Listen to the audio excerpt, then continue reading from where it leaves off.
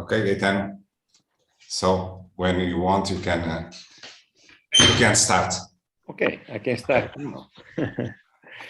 Good day to everybody.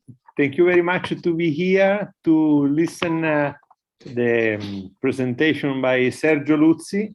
I'm Gaetano Licitra from ARPAT, Environmental Protection Agency of Tuscany region, and a professor in Pisa University of Acoustics. It's a pleasure for me today to introduce Sergio. Sergio Luzzi is a president and technical director of EuroNoise Ingegneria, a leader certified company in the field of applied acoustics and environmental engineering. He plays an important role in national, international acoustical association, particularly now is General Secretary of Acoustical Society of Italy and Vice President of AIDI, the Italian Acoustical Occupational Hygienist Association. He was a member of the Executive Council of the European Acoustic Association as a product manager of Documenta Acustica.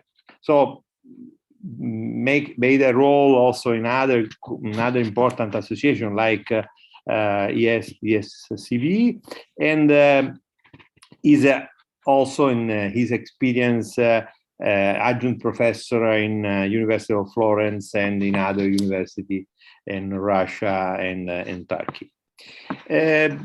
What about Sergio? Sergio is a friend of mine. This is for me the most important point, but he is also an important consultant for many points, for many topics, forensic activity, in environmental acoustics, in building acoustics.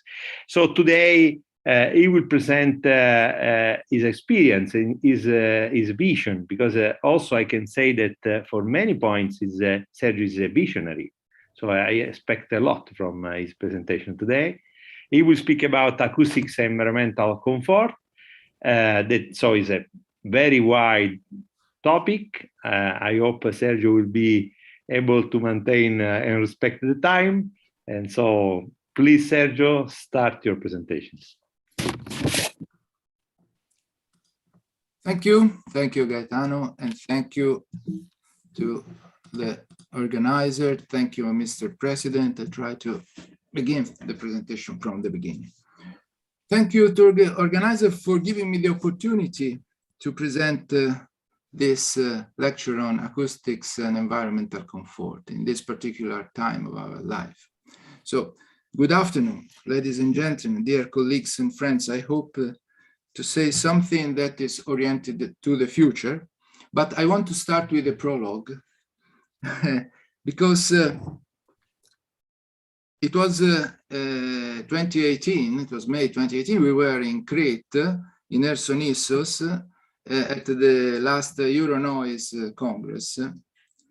And I presented a paper with a photo taken in a street of Rome a few months earlier. The future is no longer what it used to be. The future is no longer what it once was written on this wall.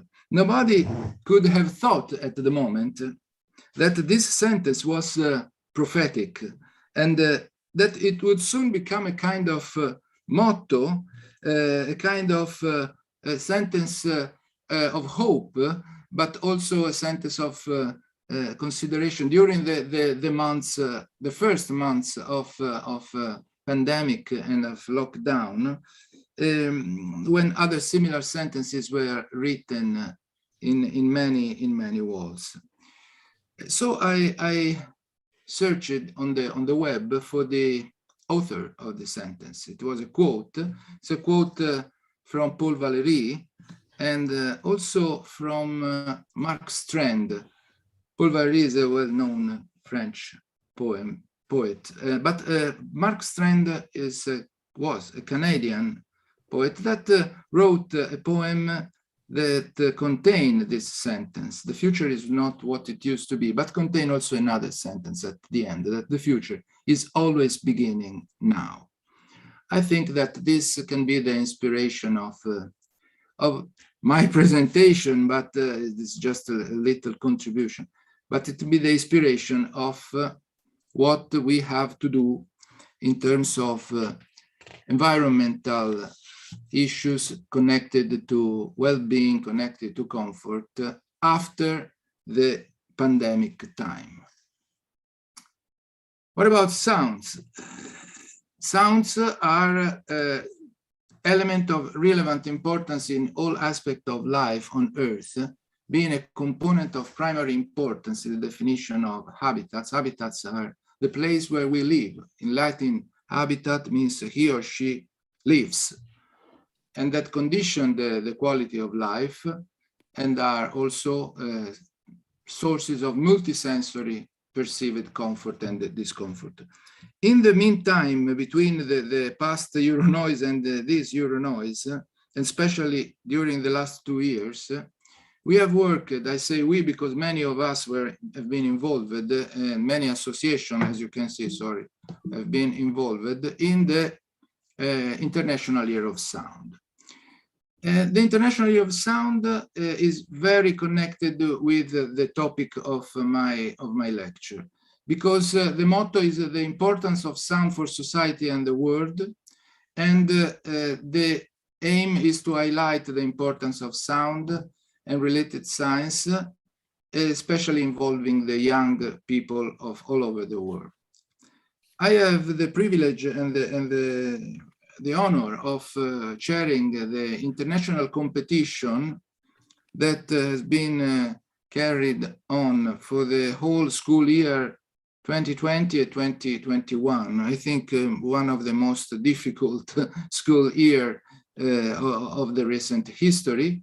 But we see that a lot of students participate to these initiatives. The initiatives regards the involvement of students, groups, classes, entire schools in designing, in drawing something that is inspired by the motto of the importance of sound, and also to compose a song, to write verses, to write stanzas of a song that in our hope could become the hymn of the sound, of the Year of Sound. And the title was My Word of Sound of the competition, and the title of the song is The Sound of the World, intending that the young people, the children and the students are the sound of the world. Okay, you can see some numbers, and you see that despite the pandemic time, we have reached approximately 15,000 students from different countries, from many different countries, and many of them participate, sending their items. And here I show the winners. It's not important who is or who are the winners, but it's important that there was this kind of involvement for all the time of the competition. I'm sorry, my mouse is not working properly. So you will see some of the other pictures when I will change the different section of my presentation. Some of them I put on the slide that announce the following section. But if you want to see more, please go on the website of the International Year of Sound, organized by the International Commission of Acoustics, the website sound2020.org. But soon you will see the final products of the competition, that are 2 movies, a short movie, a video clip of the song, that assemble all the awarded material and some of the video contributions sent by students that were singing the song, and the longer movie, kind of documentary, short documentary, assembling drawings, videos, and other materials sent by participants, including interviews to the organizer, to the teachers, and to the students. I wanted to stress one point to underline a very important thing, that many drawings, many of the composed verses of the song, We Are the Sound of the World, connect beautiful sounds with beautiful places, with well-being, with comfort, with the sensation of wellness. And also in the interviews, pleasant sound and comfortable place are often mentioned together. And this is something that is strictly connected with this lecture. So let's go inside the acoustic and comfort. Again, I want to say that the future is not what it used to be, and I hope that the future is beginning now. Because the conventional approach to environmental noise management and control based on monitoring and reducing noise doesn't seem to be enough, even before the pandemic, but especially after the pandemic. And doesn't seem to be effective in improving the quality of life of people. Because pandemic, but also before, we have this kind of feeling, but pandemic has changed the paradigm of the urban noise management. During the lockdown, many studies have been performed. We have seen some of them also in the session of this Congress with very interesting experience. One point that emerges from various different researches is that in many cities, in many urban areas, many neighborhood areas, sound levels decreased significantly, but noise compliance increased significantly during the lockdown or during the pandemic time. And another point, common point, is that the evaluation of the soundscape is much more positive than before the lockdown.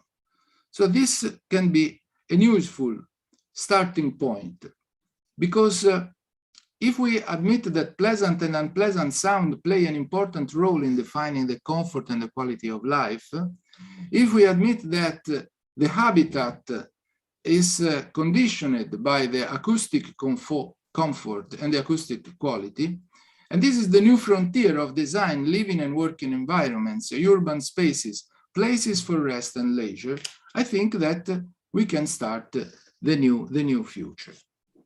So,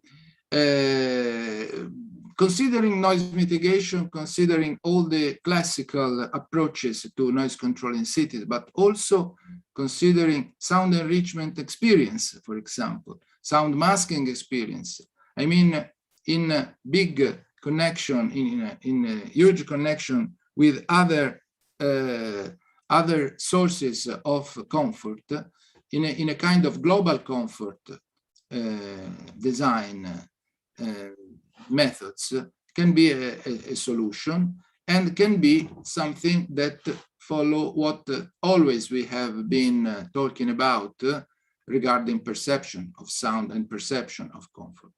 We have to pass to the design phases, but also starting from the analysis, of course.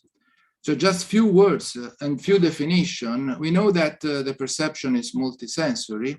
We know that the combined effects of the five senses and also of the sensations, senses and sensations. I mean, five senses, okay, but also sensation of pain, feelings, and something like that. They generate this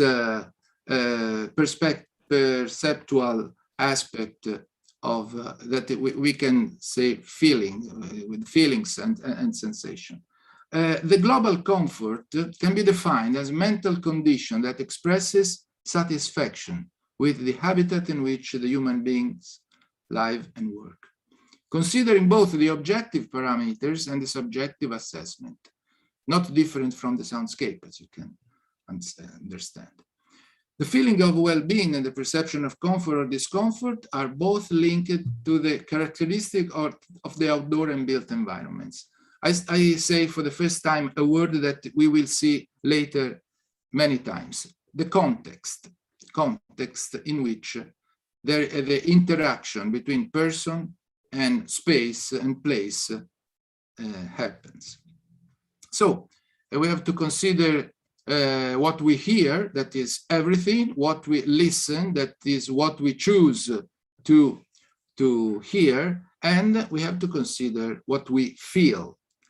It's curious that in some languages, included my languages and Gaetano's language, we use one verb that is sentire, that is for all these three very different verbs with very different meaning in other languages, like English, for example. So we sometimes make confusion. But what should have been clear since the beginning is that the perception is intermediate between indirect perception and direct perception. It means that in the indirect perception, when we talk about to hear in English, the auditory object is the sound. The ear hears everything. In the direct perception, the verb is listen, and hearing allows to hear and recognize some sources. So the auditory object are the sound sources. But what we do usually is hearing everything and recognizing some of all the sources that produce the sounds.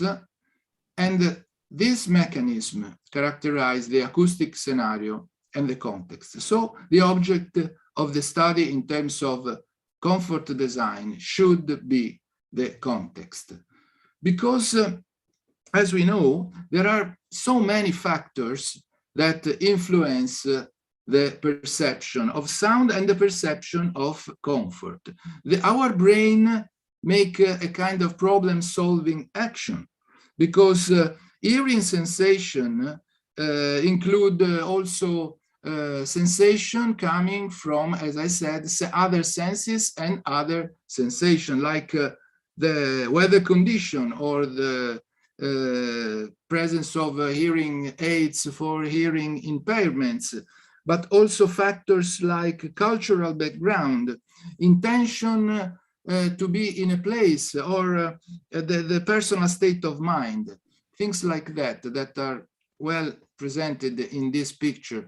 I think that should be considered, also considering the fact that also other perception are a kind of problem that our brain should solve, not only the acoustic perception, also the visual perception have the same or similar mechanism, and also the other. So the perception of comfort refers to context. This is the first thing that I want to tell you. Let's go to global comfort. How nice are these drawings of students? When we were selecting or we were looking at the selection made by the national representative during the competition, we actually were surprised of how nice and how intense are the drawings, and also the verses of the song. Let's go back to global comfort. Global comfort, this is the definition I said before. The combination of the objective and subjective parameters in the assessment of global comfort, but also in the design of global comfort, leads to definition of indicators and then indices. There is a difference. Indicators are something relative. The index is something that represents the whole global comfort. And they are called key performance indicators or global comfort indices. KPI are configured as representation of global comfort in indoor and outdoor environments. There are algorithms that combine in weighted calculation or other formulas values of parameters such as healthiness, quality, sustainability, safety, but also security or other non-measurable variables. This is the generic key performance index calculation, and is also in the most simple form that we can put in one slide. The KPI is function of relative indicators. The index is function of the indicators. Each indicator represents a category of comfort, and each category of comfort is a function of subcategories representing measurable variables. I mean, the low S are variables. The big S are the indicators, and all contributes to the KPI. The value of the variables can be measured or collected via questionnaires, for example, or other methods for data collection. If we talk about assessment, if we talk about evaluation of comfort, we can use only these S variables and big S indicator. If we want to go towards the global comfort design, as we did and other group of designers did in the past, also very famous, much more famous than myself, we have to add, of course, like in every project, like in every design, the cost and the benefits in terms of budget of the different solution that we are going to design. So together with the variables, we put also the costs and the benefits, relative costs and relative benefits. In this scheme, we put some of the objective variables, the variables that we have considered as we are acoustician, but it works also for a general description of which are the non-acoustics variable, the measurable one, the objective ones, and the subjective variables that express the pleasantness in terms of security, comfort, annoyance, not only noise annoyance, but annoyance, wayfinding, outside view, and so on. Acoustics is considered also in the subjective analysis, not only the objective of the pleasantness, because of the perceived comfort, the soundscape, and the noise annoyance. And acoustics is considered in the design of solution, integrating comfort objectives. Not only acoustics have both the representation, also, for example, the thermohygrometric variable, the PMV, predicted mean vote, is you can, of course, measure the thermal and hygrometric parameter, and but you can also use this predicted mean vote, that is something that based on questionnaire of thermohydrometric satisfaction. One of the most famous, or not famous, but the most detailed index that has been source of inspiration for other more limited indexes was developed in the frame of the Perfection project that made an extensive review and overview of the indicators at the time. It was a project developed in the frame of the FP7 program. And from this around 100 indicators, there was made a good selection presenting a KPI index of performance for indoor global comfort. Perfection means performance indicator for health, comfort, and safety of the indoor, etc. But in the frame of recent design experimental activities, it has been possible to verify that the KPI index can be adapted also to outdoor scenarios. The KPI framework has changed during the years since the very beginning, when this one on the left was defined based on three indicators, sorry, and some variables, a long list of variables that you can see here. Of course, there is not time to analyze all of them. And the more recent version of the framework, the KPI framework, is on the right, where you can see that we have 31 variables grouped into 8 well-being indicators: health, comfort, safety, security, usability, positive stimulation, and so on, adaptability and easy of maintenance, serviceability. All these well-being indicators are very interesting to study and apply to real cases. Of course, each one of them has variables associated, but not all the variables must be considered. You can consider only the variables and only the indicator that is properly fitting with the problem that you are solving, with the design that you are doing.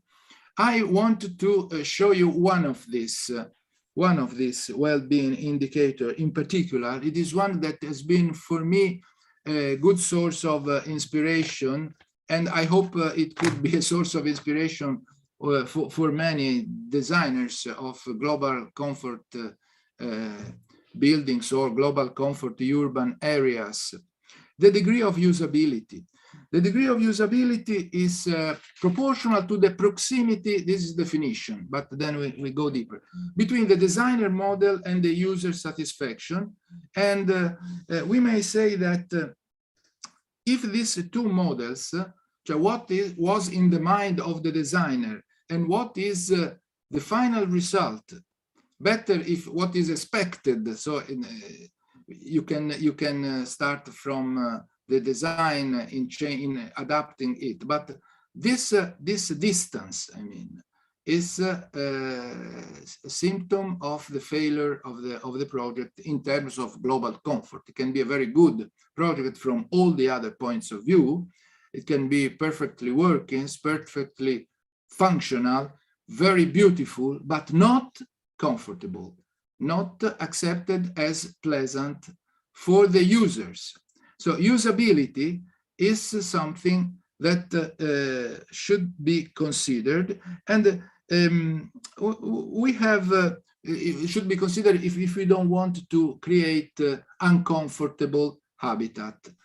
We have a standard that show the reference framework necessary to apply the right design model situation, including the activities that had to be performed in a place. So the person-place interaction, this is another point, together with context, that I hope will characterize and will remain after this lecture, from this lecture.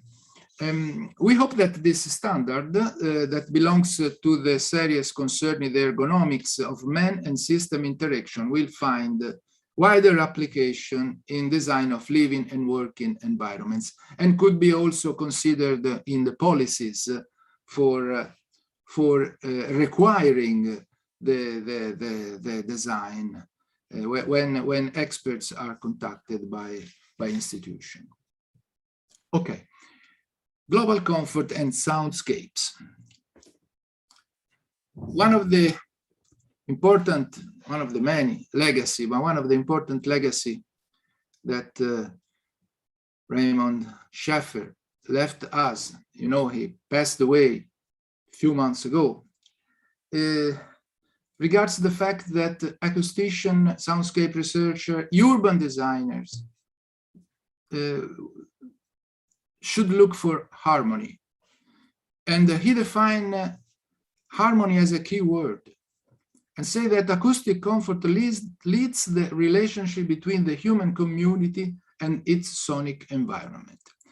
In his words, more recent than the tuning of the word and the other books in which he started the project, he said that the world is a huge musical composition, and we are the composers. And we can add more noises, or we can add more beautiful sounds. This is a very nice and very coherent with what I am trying to show to you. The fact that we are the composers, that we are not just limiter people that want to limit the noise, but also compose a beautiful sound. And for the soundscape analysis, there is now a standard, not now, since 2014, that distinguish the perceptual construct, that is a soundscape, from the physical phenomenon, that is the acoustic environment. And the standard clarifies that the soundscape exists through the human perception of the acoustic environment.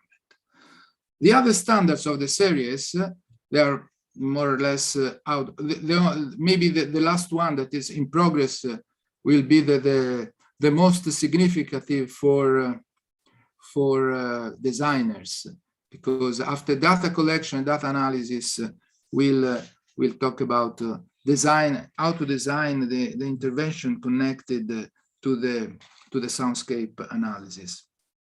And the standard introduce the concept of context.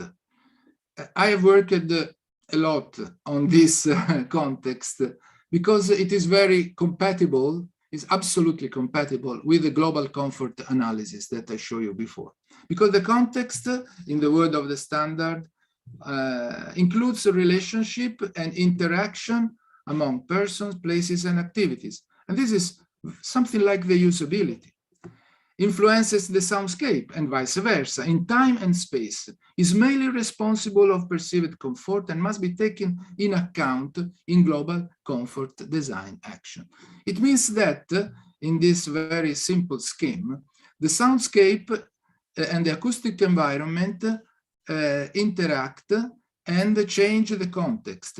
The context is a part of the perceived comfort, or the context influence the perceived comfort of the place, together with the interaction between the person and the place, and the design move from perceived comfort parameters and indicators, as we said, and so before. So this is a point of connection between soundscape and global comfort design, but in the middle, there are context and acoustic environment that define the global perception, not just the acoustic perception, because near the soundscape box, we can put other boxes representing other aspects like visual, landscape, thermohygrometric, but also all the other not technical, not physical parameters that influence the perception. There are many schemes representing the methods for carry on soundscape analysis. This is my favorite one, because it's again connected with what I'm saying, and very useful when we consider the global comfort design in terms of environmental experience. And you can see how the three boxes, important boxes of the person, of the places, and of the interaction person-places have a different declination considering the different aspect. Each one of them can be transformed in variables that can be put in the calculation of the level of comfort, and can be also used in the calculation for the prediction of effectiveness of one solution or another. You will see that person have different dimension: personal, cultural, social, lifestyle, health, and perception of health, social demography.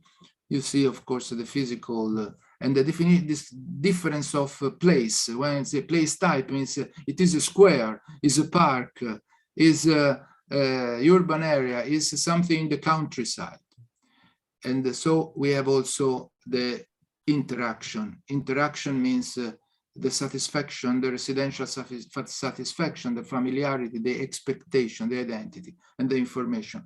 Putting together all these parameters can be a good way to analyze and then to design comfortable places, considering acoustics as one of the main contributors. We are not pioneers, we are not visionaries, because there are many elements of global comfort in the EU policies and in the WHO guidelines in terms of sustainability, Green Deal, and green something. We will see very shortly in one slide per each issue. The first one, of course, we must start from the directive, since we are in Europe, and in the end directive we have the concept of action plan. It was introduced, and its implementation in urban areas, agglomeration, areas around transport infrastructures have generated solutions for controlling and reducing noise, and also to enhance a better acoustic quality in urban places and in places located in proximity of this infrastructure. But as we said at the beginning, it doesn't seem enough for quality of life, for a better quality of life.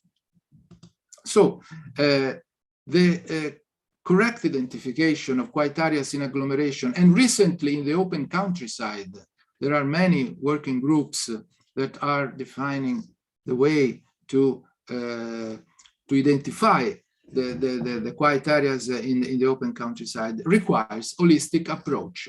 Since the fruition of the area, again, we talk about context, requires the consideration also of the non-acoustic aspects and the person-place interaction, the expectation of people that is going to live in that place.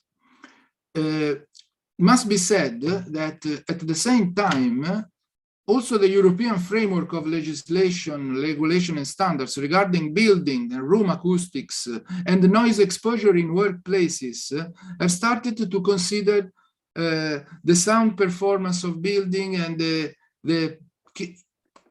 index of performance for the quality of life in the built environment.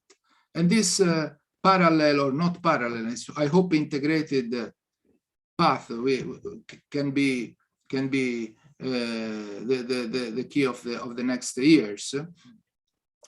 We know that in 2018, the WHO, the European office of the WHO, emitted the guidelines, the noise guidelines, the new version of the noise guidelines, where a lot of evidences of new critical health effects, depending also on different sources, have been shown.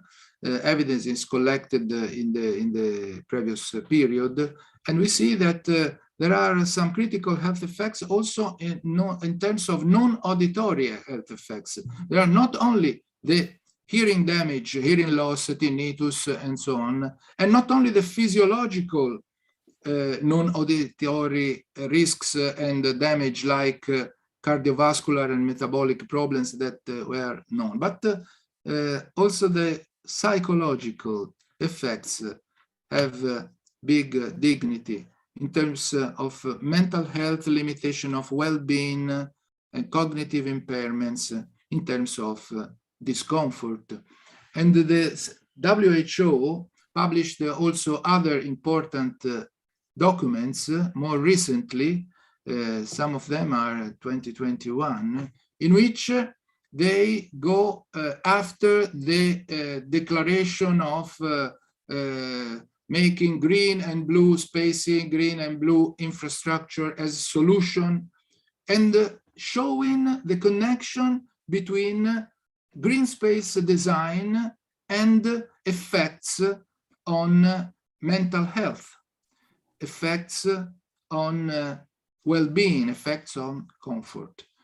Both papers, I show these two, but there are also other ones. These two are very fitting the problem that we are talking about today. Consider acoustics and consider global comfort. The Green City Accord, launched in 2020, is an initiative of European mayors of 60 at the moment European cities that are committed to make cities cleaner and healthier.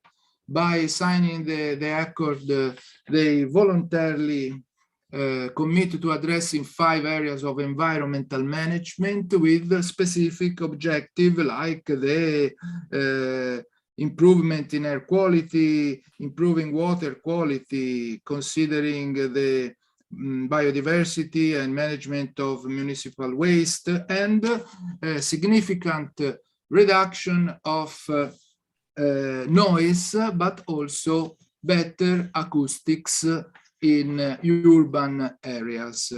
They are obliged to do this as they sign the act, because there is a set of mandatory indicators, and some of them are also locally defined.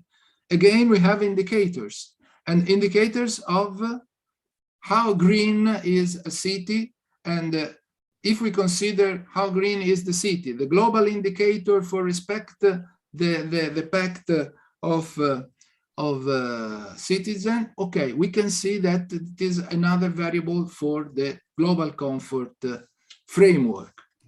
The EAA, the environmental agency, European Environmental Agency, in one of the latest reports, wrote that the main environmental emergency, including noise, are connected also to the sustainability issues, and acoustics is essential in sustainability, should be considered in application regarding new materials, design methods, and techniques, and it's important to integrate acoustics also with the regulation. The European Green Deal, it is a new growth strategy in the European Union, improving the quality of life. This is the main aim. Respond to the challenges, but improving quality of life of current and future generation. And in the introduction of the European Green Deal is written that the protection of the health and the well-being of citizens from risks and impact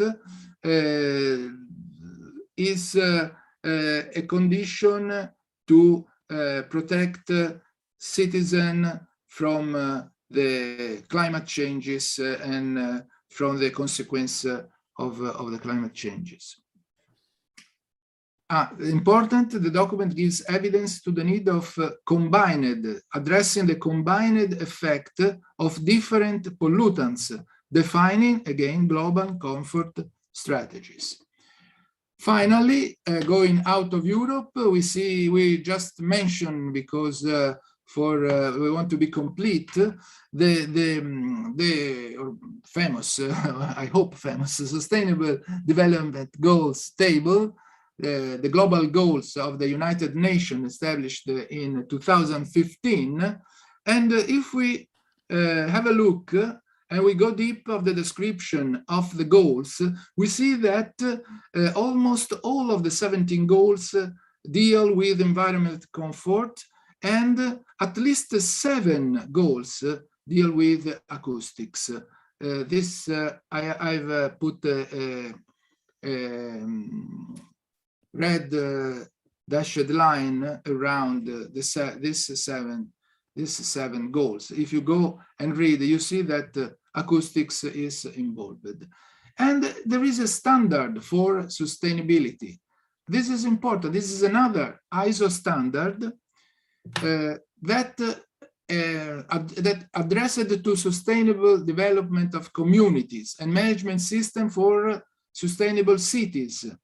And it describes a holistic approach. Holistic approach means global comfort-oriented management systems. Again, in the standard and other standards that are connected with it, we have indicators for urban service and quality of life. We have indicators for smart cities, and we have guidelines for develop and implement a global comfort-oriented management system for cities. Let's hope that many mayor not just sign the pact, is important, but also certify their cities with according to this ISO standard. Okay, this is the last part of my presentation. I just want to show you some examples of global comfort design or acoustic design for global comfort. The acoustic design of a place, what is the acoustic design of a place? What means, or what is comfort design, comfortable design of a place? In terms of acoustics, could mean design of sounds that give delight and heart, not like Shakespeare said in The Tempest, or could it mean design of noise mitigation? Only could it mean design of comfortable place? Yes. Could it mean design of a comfortable place? And one more quote, noise is a sound out of place. So acoustic design of a place means design places where noises are not out of place, but are in the right of place. Considering also, I don't want to be so optimistic or only positive. We know that there is comfort and there is discomfort. Acoustics must deal also with discomfort. There is enchantment, but there is also disturbance. The extra auditory and the auditory pathological effects have to be considered, and the categories that represent all these effects should be considered. And in the design of urban areas, the neighborhood problems connected to annoyance, disturbance, and so on must be connected. I know that Gaetano recently published a very interesting paper in which make a review of methods applied in different countries of Europe, and there is not a good equation to put in the scheme of the comfort for contrasting the disturbation deriving by noise in urbanized areas. But we should work also considering that, applying the other indicators in an holistic approach. The holistic approach means, for maximizing the pleasantness of places using the KPI index or similar, means planning and designing actions for noise mitigation and reduction of annoyance of people, but also creating new comfortable soundscapes in urban spaces, preserving the existing one. In a nutshell, we can say that the holistic approach to urban design and acoustic design make possible the listening of good sounds and not bad sounds. Silence is not the solution, not always the solution. In these two films, we have I think the message is that in La La Land, in the first, at the beginning, when this people is a musical, so they are entrapped in the traffic jam of Los Angeles. They come out from the cars and start singing and dancing. They want to say that, and the music and their music covers the bad sound of the city. In A Quiet Place is the opposite. It's a film where silent is the only condition to survive, but it's not very quiet, and it means that there are monsters that kill everyone that with very good hearing system, that kill everyone that make sounds. And the only way that they have to communicate is go near a waterfall, that the protagonist have to communicate is to go near a waterfall where the noise masking, where there is noise and there is so much noise that they can speak one the other. Otherwise, they cannot speak. They have to be silent. So silent is not the solution.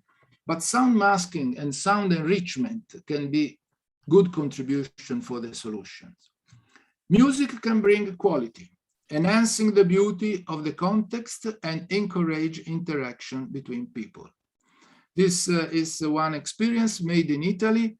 It's called the Pistoia Urban Soundscape Project, where a redevelopment of 12 urban areas that were noisy or were abandoned, were ugly, were not used by people, and they were requalified, adding sounds.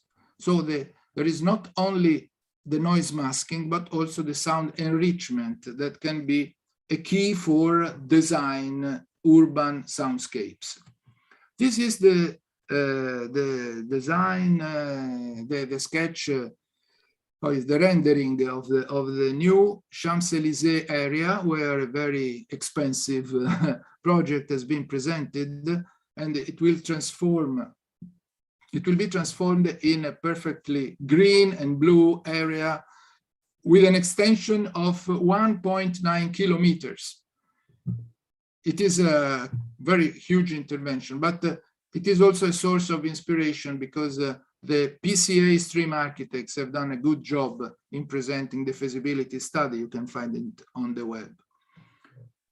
Okay, this is the, we cannot mention the vertical forest, because it was for the first time proposed by Studio Boeri of Milan, and now it's an international sound mark. There are vertical forests almost everywhere for the satisfaction of Boeri, but also because his method is a very good one. And it is written in the project that they started applying global comfort methodologies, and we are very happy of it.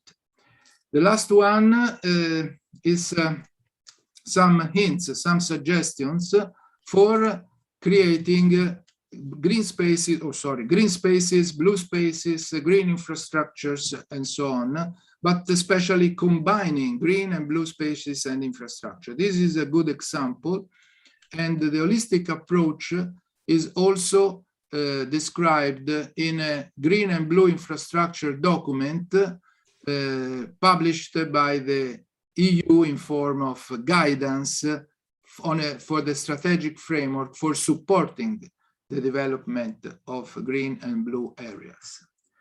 The last slide is my favorite example of green and blue area in the world, or in the places where I have been in the world. These are the Grantchester Meadows near Cambridge. I had the opportunity to visit Cambridge many times, and every time I go and have a walk and have a sound walk in Grantchester Meadows, because you can really find what a good soundscape is there. And if we remember, in 1969, there is a song from Pink Floyd that is called Grantchester Meadows, and that describes perfectly what you can see, but especially what you can hear. And they put the natural sound, they put the biophony and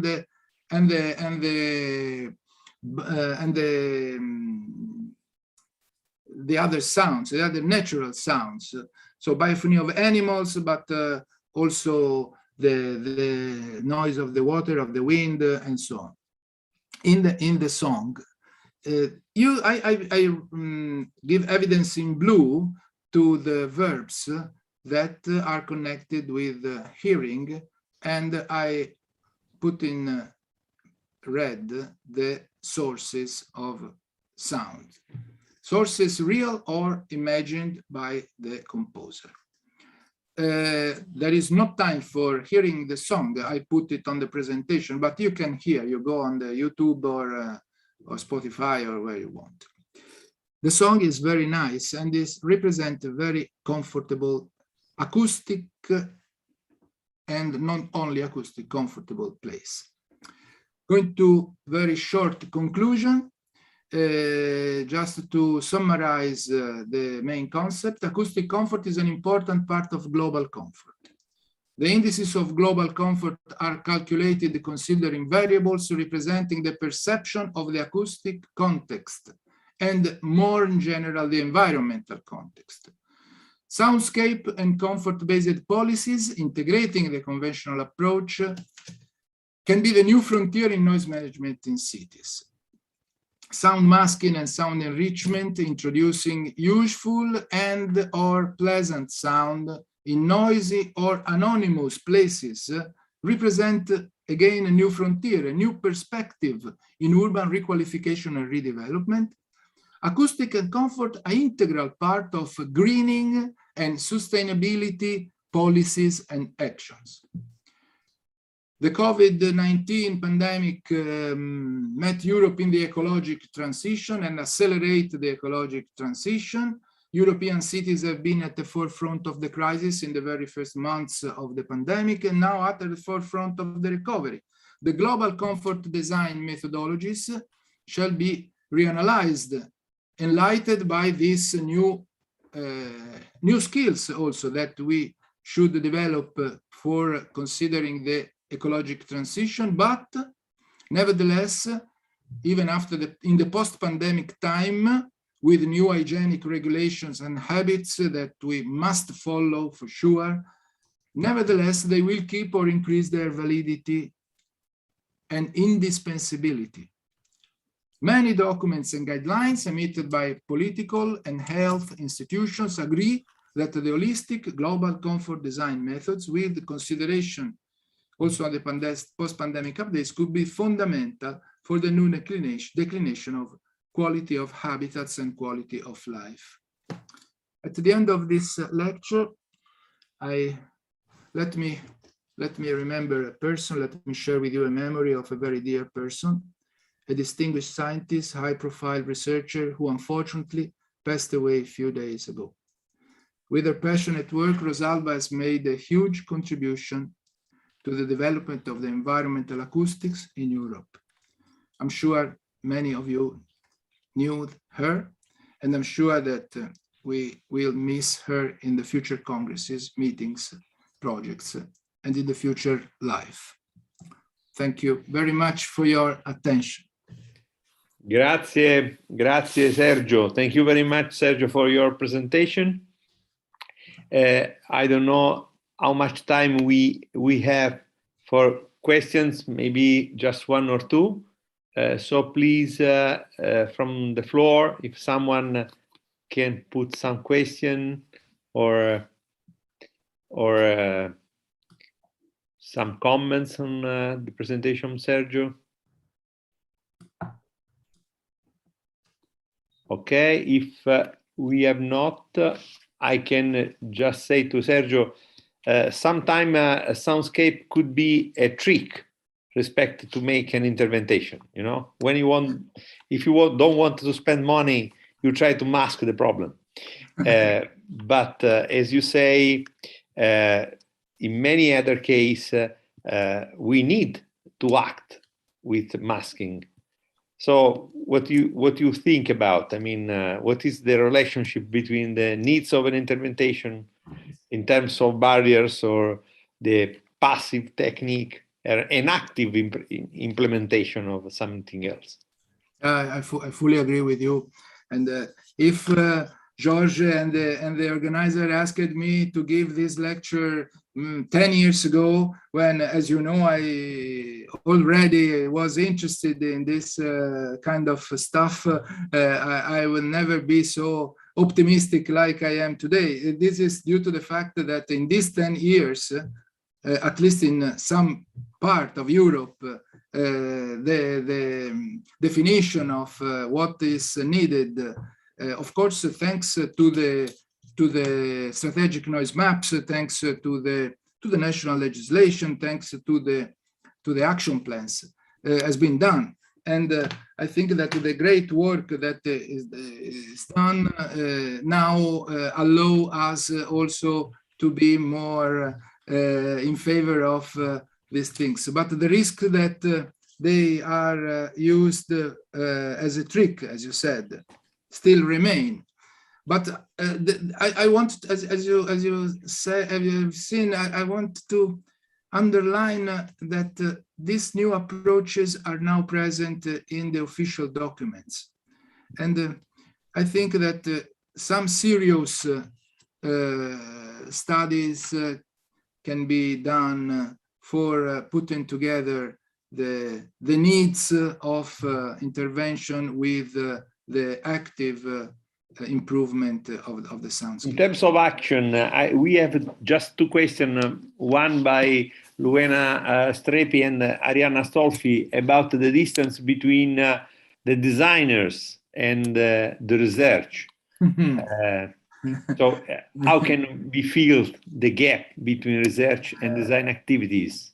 And Arianna asked about in which way we can consider in practice to have a global, to evaluate a global comfort. And finally, there's another question about Michael Taroudakis, but you can listen, so you yes, can. I try to read everything and answer to everyone. This is something in the soundscape which helps you enjoy your life, so small things and the important sounds in the world. Okay, thank you, Michael, for yes. You know, we share the same feeling about this. We have worked with passion and enthusiasm for the International Year of Sound because of, and also before in the INAD in Europe 5 years ago, because we believe in this approach. And going to Luena and Arianna, thank you for both your questions. The question of Luena is easier to answer than those of Arianna, because in my opinion and in my experience, the gap can be filled involving the urban planners in projects. And now I think it's the moment to put the head out of the hole, because we used to say that Europe is giving money for the recovery after pandemic, is giving money for many issues.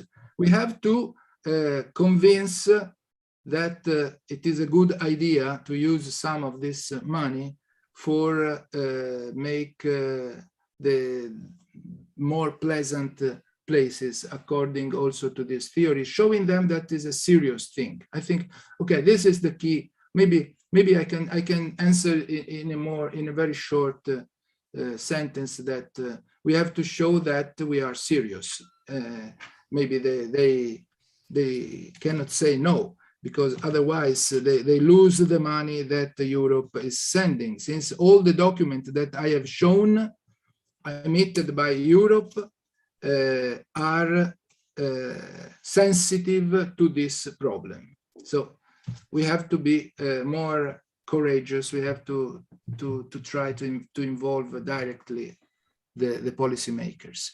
And the question of Arianna is more difficult because all the aspects that have to be considered in practice depends on the case. Are case-sensitive answer depends on what you are designing and what are the results of the analysis in terms of global comfort that you did. So I just show which the methodologies could be. Thank you, Sergio. I guess the time is over, so we cannot continue. I hope the people appreciate as me, as I did, your presentation. That give us and will give us a lot of stimulus for the future work, also because you underlined the importance of the human factors in the perception and in the context in which we live. So thank you again, Sergio. I guess now Jorge Patricio can have the line. Okay. Thank you, Sergio. Thank you all. Now we are going to the closing ceremony. You know that this closing ceremony, as well as the plenary lectures, are transmitted through the Facebook. So if you see the number of people in the session, we can see that there are much more watching the closing and all the plenaries through the Facebook. Well, what now I would like to say, just say that we are now reaching the end of EuroNoise 2021, and that it's time to say goodbye and return once more to our normal activities. Thus, on behalf of Portuguese Acoustical Society, I must say it was a great pleasure to host and organize this Congress on acoustics, mainly dealing with noise control engineering issues.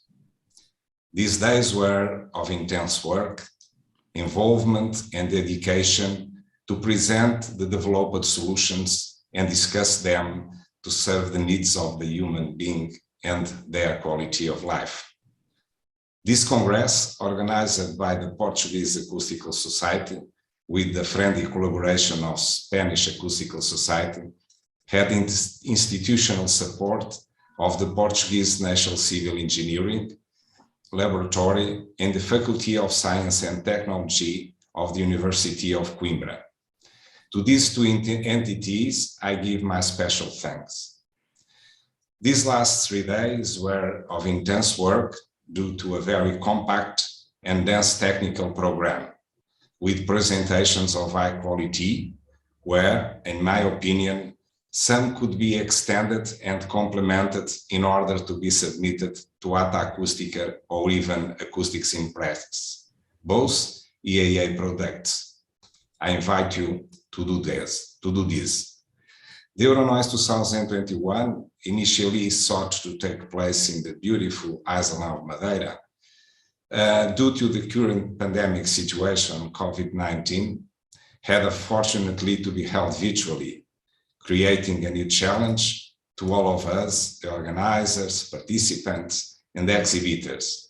However, Madeira is not forgotten.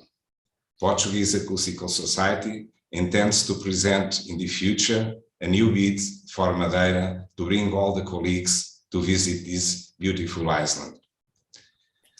Having this event been in an online mode, it has created many challenges to all of us. You, the participants, and we, the organizers. First, we could not meet face-to-face, which gave a strange cold sensation in communication procedures. And second, the possibility of having some problems in the networks and internet connections, which, as far as I know, have occurred in quite a few occasions. Concerning the exhibitors, I know that virtual visits are not too much attractive. However, to minimize this problem, we have decided to run a promotional video on the room screens during breaks and other intervals. I hope this has been a fair compensation to their envisaged marketing promotions. I want to thank our plenary speakers for providing us very interesting lectures, covering a wide range of relevant technical and scientific and maybe social issues, whom I would like to nominate individually: Professor Xavier Serres, Professor Valtteri Anguisto, Professor Christian Jambrosic, and Professor Sergio Luzzi. All of them have presented very, very interesting talks. Despite the pandemic situation that unfortunately prevented us to have a normal physical meeting, I can say that around 300 participants have attended the Congress, being amongst them 95 students, let's say 1/3. This fact can give us a hint that there is a brighter and sustainable future for acoustics. As I said at the opening, this number is lower than the usual ones for an event like EuroNoise. But if we look to the density of the program, I believe we have succeeded. Also, the large participation of students give us confidence that our legacy is in good hands. I thank the 5 EAA technical committees for having chosen EuroNoise 2021 to have their meetings. A similar thank I address to the Young Acousticians Network for having gathered during this event. Unfortunately, without a normal social component, their members are used to, especially at evening. Concerning the parallel sessions, I have noticed a good attendance and heard vivid discussions, which is, in fact, the objective of any scientific gathering. In parallel with Forum Acústico, the EuroNoise is the most relevant EAA product dealing with acoustics and specifically noise control engineering, held in a 3-year cycle in European territory. So that I want to thank EAA for trusting Portuguese Acoustical Society to organize such an important congress in the face of the several and intangible constraints posed by the pandemic. I also want personally to thank all those involved in the organization of sessions, the chairpersons that have managed sessions so efficiently, doing an extraordinary job, the members of the scientific and organizing committees, the technical staff that run the rooms so smoothly in Lisbon and Coimbra, and the most important ones, the participants and presenters. In this frame, I also want to make a special reference to 3 Portuguese Acoustical Society colleagues that were fundamental for the organization of this Congress. Diogo Alarcão, manager of the exhibition, Sonia Antunes, who have managed all the room schedules and accessed links, and finally, my colleague Luis Godinho for his tremendous work in dealing with all technical and scientific issues. Thank you. Unfortunately, we did not have the most important aspect of any technical and scientific event: the social programs and interactions between participants, exhibitors, accompanying persons, as well as the applauses after each presentation, warming the ambient and thanking the presenter. At last, I want to inform you that the Congress PCO will issue the certificates by sending to each participant a link and a code to download its own certificate. This will happen during the next week. Let us hope that next year, perhaps in other location, this could be a reality. This, I mean, physical meetings. Notwithstanding what I said, if something went wrongly, please accept our personal excuses. Thus, I wish you the best for the next years to come. And please keep safe. Thank you very much. Well, now I give the floor to the President of European Acoustical Society, Professor Manuel Zaccaria. Manuel, please. Thank you, Jorge, for these nice words. Every nice thing has an end, and this is the end now. I really want to thank again the Portuguese Acoustical Society for organizing this conference, Jorge and all this team behind him. And I know how difficult this can be because there is no place for improvisation. Everything has to be planned in advance in every details, and nothing happened by chance, like meeting in a corridor and having a meeting in a bar and then building up a European project on the napkins. This is what happens normally in the conference. Despite this, there have been nice attendees, and as you mentioned, this 30% of students is something very rewarding for the organizer and also for the EAA. I have a nice role at the end of this conference, which is to talk about the awards, and I will share my screen right now.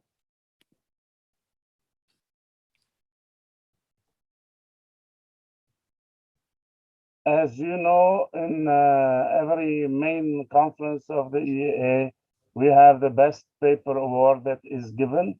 And this award has been sponsored by Het Genwit Foundation since 2016, so it's now becoming an old tradition.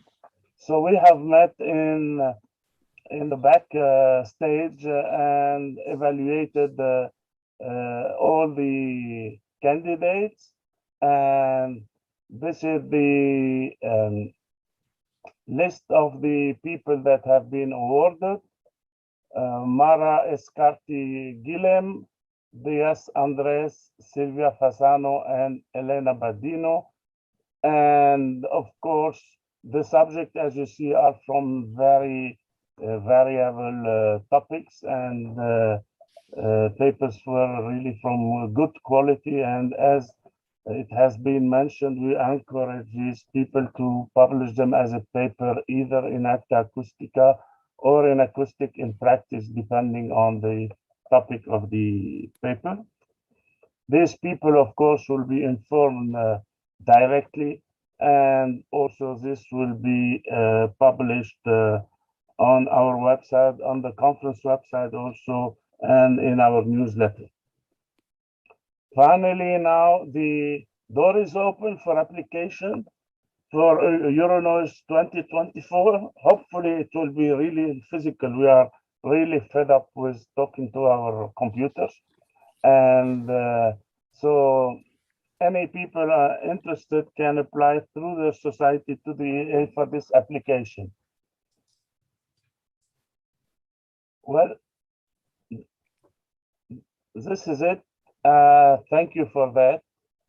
And I will pass the floor back to Jorge. Thank you very much, Manel, and thank you for your kind words. Now I pass the floor to my colleague Luis Godinho, who's going to give an overview of the technical aspects of the Congress. Please, Luis. Good afternoon to everyone. I will share my screen. Okay, I think you are now watching my screen, I hope. So I will give, as George just said, I will give a very brief overview of what has been happening in these 3 days. So we are now at the end, at the closing session of this EuroNoise 2021, after 3 intense days of work, online work, unfortunately. But nevertheless, I think it was fruitful for the participants. So just I start by giving some numbers. We have 229 scheduled presentations, including 225 papers divided in 49 parallel sessions and 4 plenary lectures. Fortunately, we have almost no shows, so all videos were present, all presentations were made. We had only 2 papers that informed us that couldn't be present at the session, so I think everything went quite well. We are quite happy with this final result. We have 46 different session chairmen involved in the sessions, so I'd like to thank in this occasion, in this final session, I'd like to thank every one of them for their excellent collaboration and for being available for this extra job. We have 5 technical committee meetings, which occurred either at lunchtime or at the end of the day in the different days of the Congress. And we also have the Young Acousticians Network meeting, which was also had in the Congress rooms. So the plenary lectures, George has already spoke about them. We had 4 very different plenary lectures with different topics, very interesting and very actual topics. I think everybody enjoyed quite a lot this plenary speaks. And we have contributions in 225 papers from 31 countries. We have here a rough distribution, just considering the first author. It's not easy to attribute a paper to a specific country because in many cases we have collaborative work. But as you can see, we have contributions from many countries, mostly European countries, as you can see here: Spain, Italy, Portugal, France, Netherlands, Belgium, Germany, UK, Greece, so on. Almost every European country has contributed with works for this EuroNoise conference, but also from countries not from Europe. You have some works from United States, from Australia, from Mexico, from different parts of the world. So it was quite an interesting discussion forum in terms of acoustics and noise control problems. These papers were distributed by different sessions. As I said before, we have 99 papers in the general sessions. You have, as is very usual in these conferences, the room and building acoustics has a large contribution in this respect, with a lot of papers being presented here. But you can see that all topics had some contributions, which is very good to see that people are working in different areas and are contributing with very good scientific work to the community. We have 126 papers in the structured sessions, all very, very lively sessions with a lot of work from the organizers. I'd like to also thank the 47 structured session organizers for their intense work in organizing all these sessions. You have their names here. I will not name every one of them, but I'd like to personally thank at this occasion for their hard work in preparing the sessions and in inviting people to participate in the Congress. And I would also like to acknowledge the collaboration of the scientific committee of the Congress, who greatly helped in reviewing the abstracts that were submitted to EuroNoise 2021.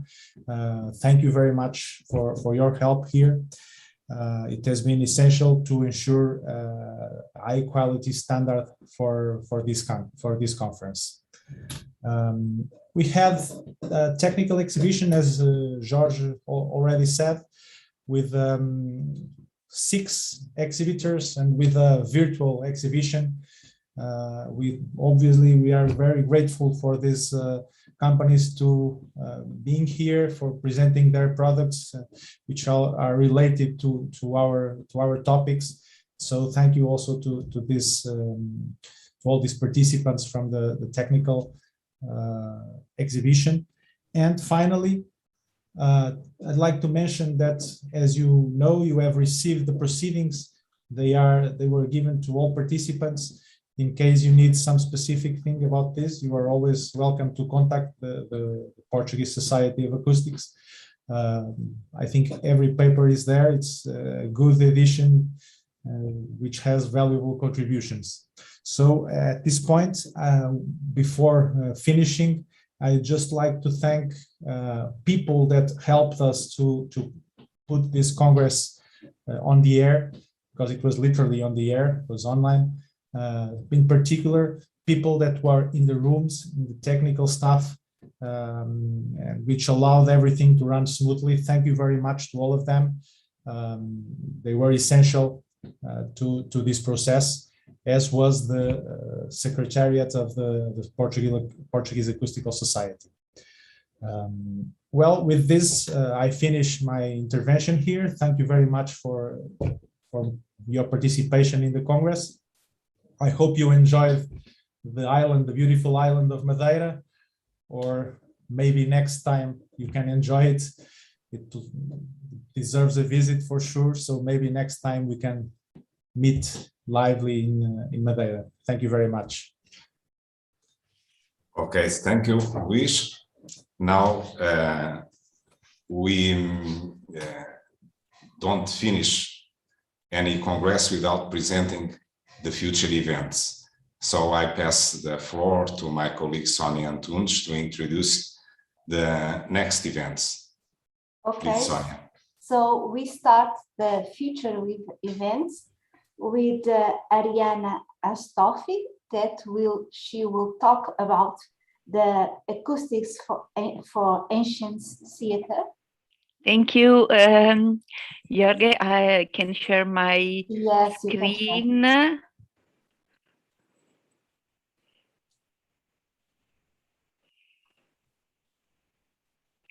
I have only 3 slides to share with you.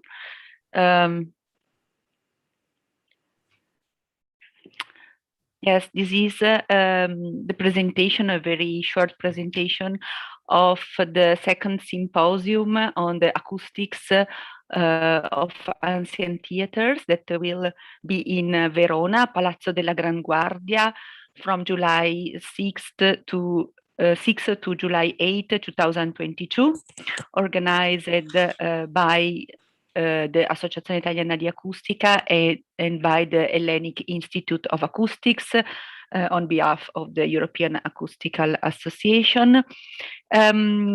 It will be an event that is intrinsically multidisciplinary, because other disciplines besides acoustics will take part to the conference with experts and researchers. The important dates are 15th of January 2022, deadline for abstract submission, 15th of February, notification of acceptance of the abstract, 31 of March, deadline for paper submission, 15th of April, deadline for regular registration, and the 15th of May 2022, the final program. And the final program of the conference. The structured sessions will be are listed in this slide, but further contributions on acoustic of theaters in general are welcome. It is planned to have workshops and demos in field in the Arena di Verona mainly, and there will be also technical visits to the Roman Theatre and the Philharmonic Theatre, and there will be the possibility to attend performances at the Arena di Verona. The calendar is already published in the website of the Arena di Verona. Thank you very much. Thank you. And now Antonio Pedrero will present us the Congress Tecnica Acustica 2022. Okay, thank you, Sonia. I will share my screen.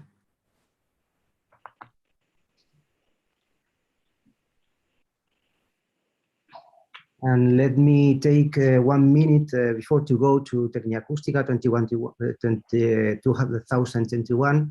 Let me take 1 minute to announce the winners of the awards offered by Spanish Acoustical Society to the young acoustician.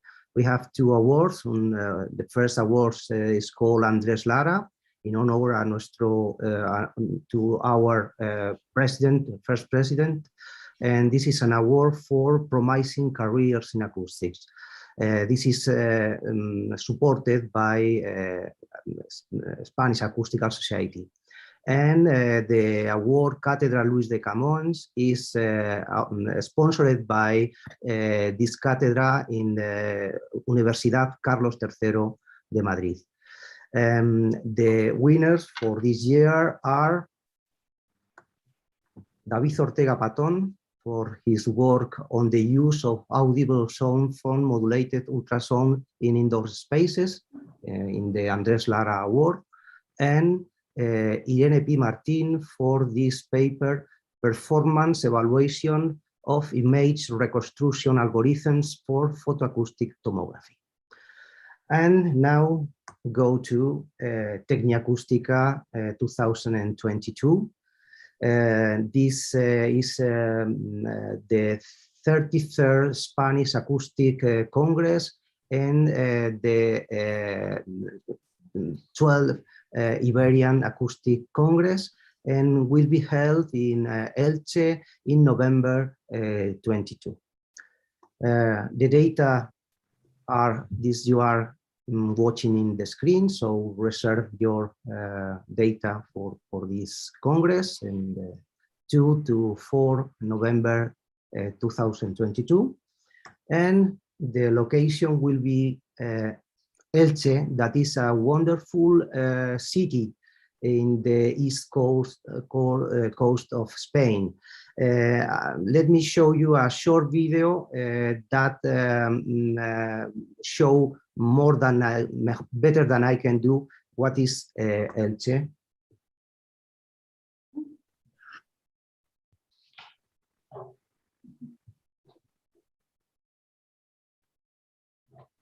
I don't know if no. Let's try again. No. Elche, conference city, an oasis for your meetings. Located in the heart of the Mediterranean Arch, Elche is strongly and confidently positioned within the conference and meeting market. A captivating city with its unique natural landscapes, such as its 9 kilometers of virgin coastline, the natural park of El Hondo or El Palmera in Elche, a unique cultural landscape that surrounds the old town and whose market gardens extend throughout the municipality, being one of its 3 World Heritage Sites. All this contributes to making Elche one of the destinations with the greatest potential for sustainable growth in the Mediterranean. With more than 230,000 inhabitants, this city has excellent transport. The motorway network connects it to the main Spanish capitals, and the railway connections are complemented by the new high-speed train station. By air, Elche's municipality has the 5th largest airport in Spain, the international airport of Alicante-Elche, just a few minutes from the city centre, which receives millions of visitors from all over the world. A commitment to conferences has given Elche exclusive and modern services. The Ciutat d'Elx Congress Centre has the necessary facilities to hold events of the highest quality. Also, Elche hotels are a fundamental support to meeting tourism. In addition, the Miguel Hernández University of Elche is an important vertex, covering all educational needs and providing ample possibilities for event organisation.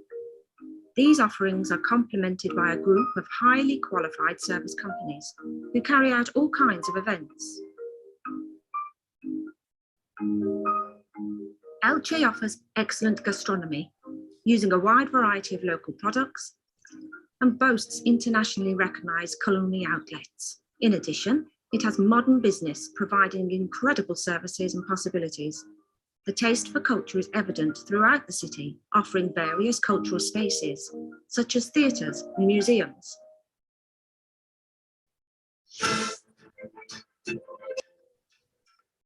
Elche is a modern and accessible service city. A cultural city, the city of 3 heritage sites. Elche, city of conferences.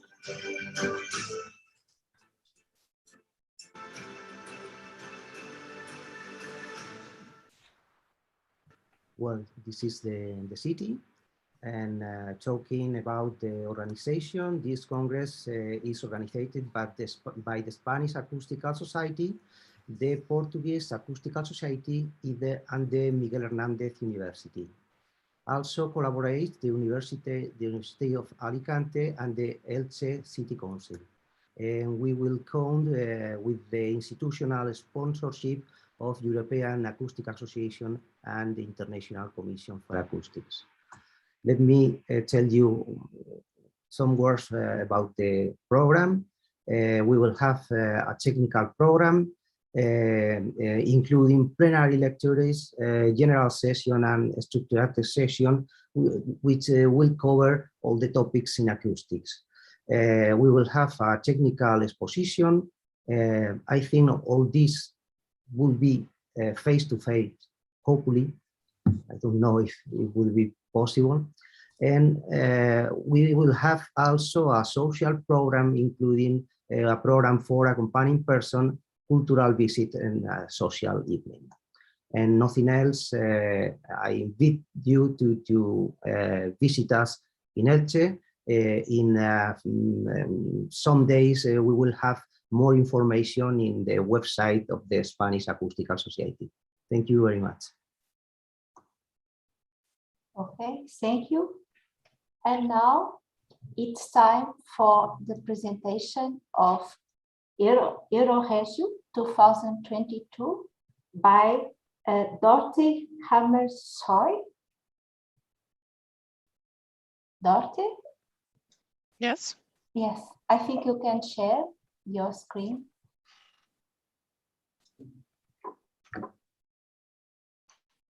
So do you see my screen now? No, not yet. Not yet, wait.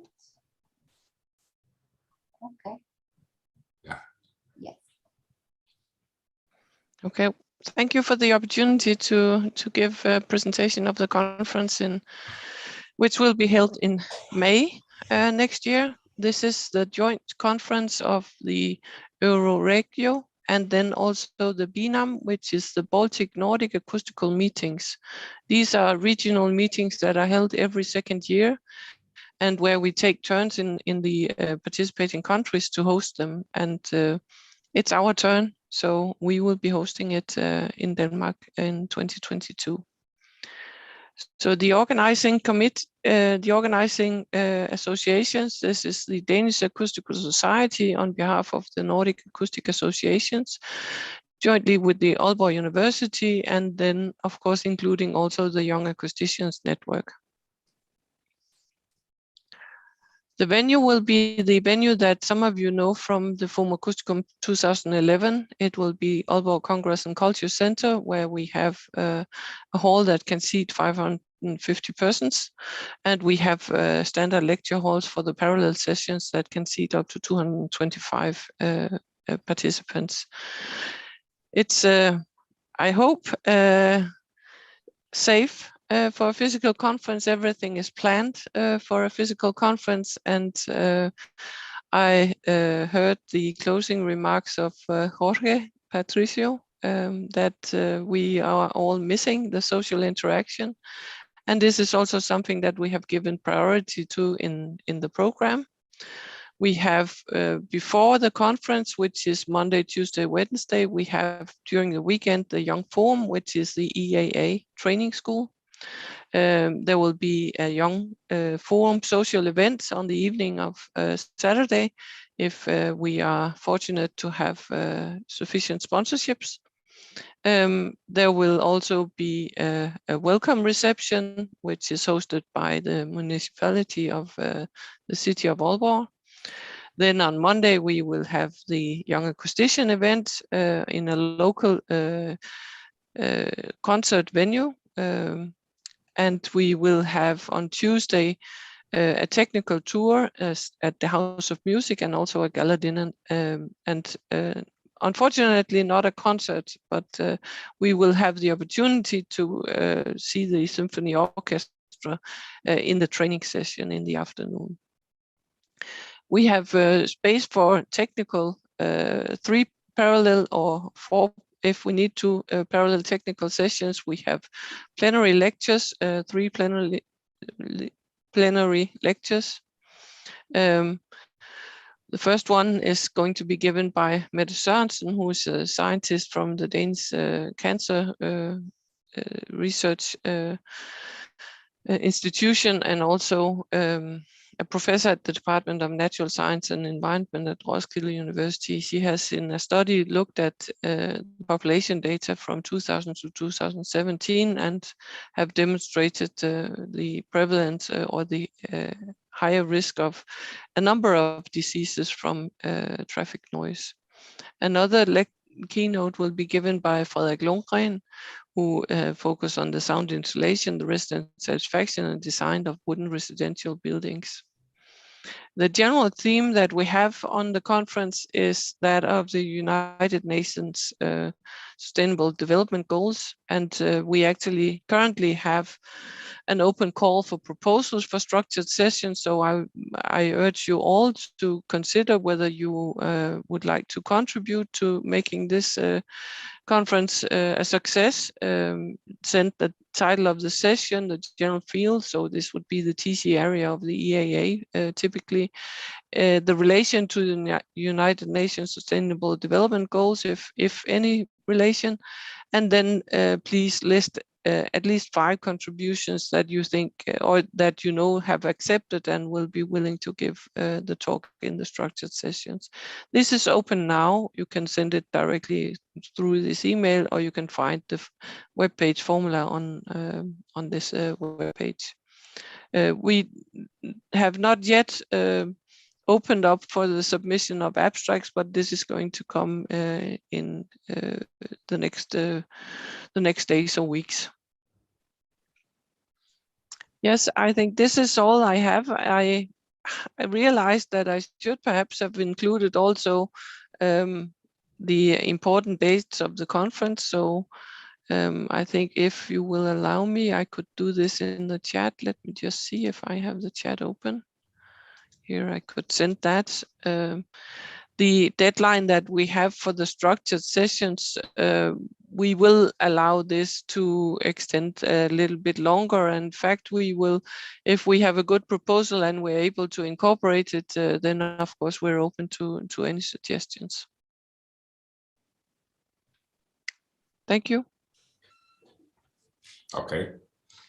Okay, thank you very much. I think, Sonia, we don't have any more proposals to present. No? No, that's all. Okay, so I think it's time to say goodbye to all of you, and thank you very much again. And I hope, and the Portuguese Acoustical Society also hopes, that we meet again very soon in presence. Thank you very much for your contributions, and keep safe. Bye-bye. Bye-bye. Bye-bye. Bye-bye. Bye. Bye-bye. Goodbye to everyone. Goodbye. Thank you. Thank you. Goodbye. I will close the Ciao. meeting now. Ciao, Gaetano. Ciao. Have a nice time.